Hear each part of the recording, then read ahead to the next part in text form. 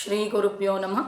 ಬ್ರಹ್ಮದೇವರು ಕೊಟ್ಟಿರುವಂಥ 1000 ಆನೆ ಬಳಗ ಆನೆಯ ವರಬಲದಿಂದ ತಾಟಕಿ ಅರಣ್ಯದಲ್ಲಿ ಇಷ್ಟಾನುಸಾರ ತಿರುಗಬೇಕಾದ್ರೆ ಗಂಡನಾಗಿರುವಂಥ ಸುಂದನೊಂದಿಗೆ ಇಷ್ಟಾನುಸಾರ ತಿರುಗಬೇಕಾದ್ರೆ ಅರಣ್ಯದಲ್ಲಿ ಒಂದು ದಿನ ಸುಂದನ ಎದುರಿಗೆ ಅಗಸ್ತ್ಯ ಮಹರ್ಷಿಗಳು ಹೋಗ್ತಾ ಇರ್ತಾರೆ.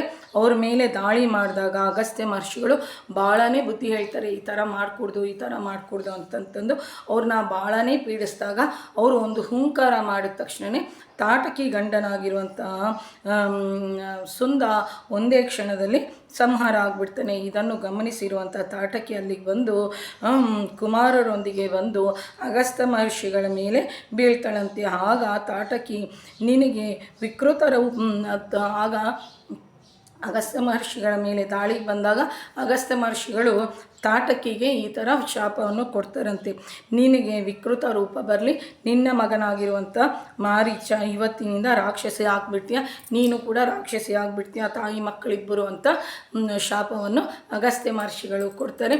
ಹೆಚ್ಚಿನ ಹಾಗೂ ಪೂರ್ತಿ ವಿವರಗಳಿಗಾಗಿ ಚಳ್ಳಕೆರೆ ಲತಾ ಶ್ರೀ ಯೂಟ್ಯೂಬ್ ಚಾನಲನ್ನು ವೀಕ್ಷಿಸಿ ಹಾಗೂ ಸಬ್ಸ್ಕ್ರೈಬ್ ಮಾಡಿಕೊಳ್ಳ್ರಿ. ಜೈ ಶ್ರೀರಾಮ್. ಎಲ್ಲರಿಗೂ ನಮಸ್ಕಾರ.